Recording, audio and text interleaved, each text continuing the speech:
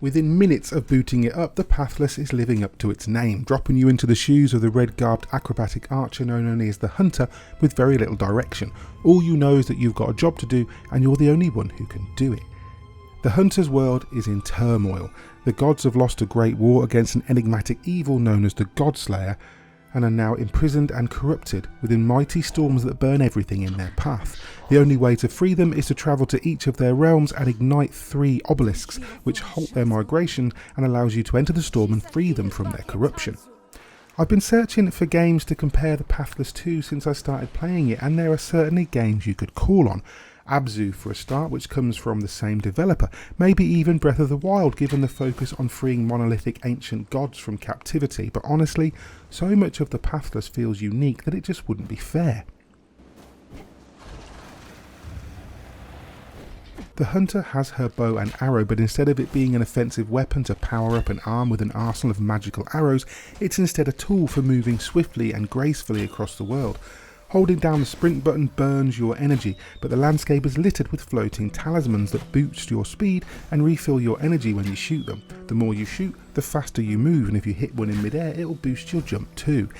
It's hard to fully describe the pure joy of movement in the Pathless. It's stunning, propelling you across vast distances with acrobatic flair, making the bow and arrow far more than a mere weapon. Although it still is one, of course, and during the multi-phase boss fights you'll use it to shoot nodes of corruption off their bodies to burn away the darkness.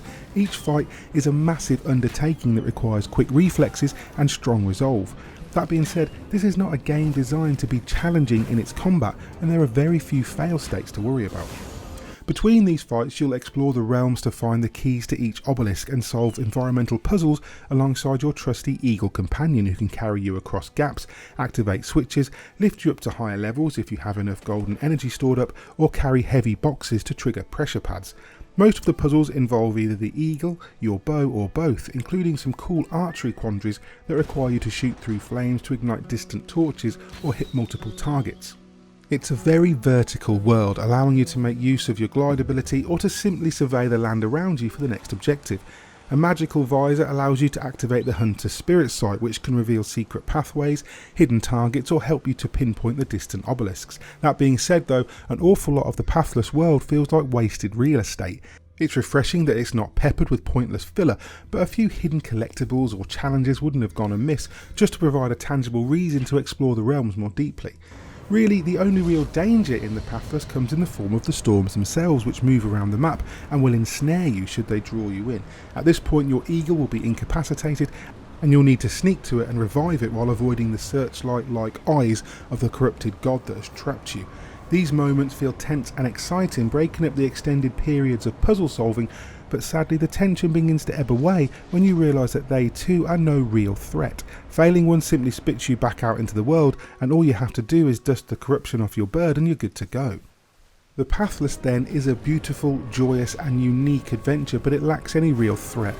Boss fights offer bursts of challenge that force you to think on your feet, wonderfully at odds with the relatively calm puzzling that fills your time between. But even then, the lack of a real fail state drains away much of the tension to leave only the exhilaration of taking on such huge, mighty beasts, which I suppose in itself is not necessarily a bad thing. Giant Squid have created a beautiful world worth getting lost in, a cause worth fighting for and a hero worth following. The movement and archery elements are sublime, while the puzzles will challenge but not confound you. It's effortlessly playable and utterly charming, and it does all that without unnecessary violence and bombast. If you want an adventure to lose yourself in for a few hours, the Pathless is the way to go, and for that reason I'm scoring it 8.5 out of 10.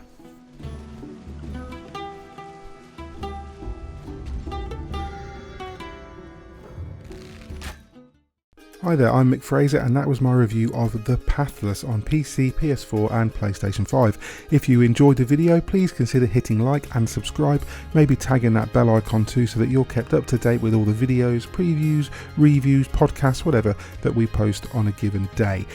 In the meantime, I've been Mick Fraser for God is a Geek, and you guys have been lovely. Bye.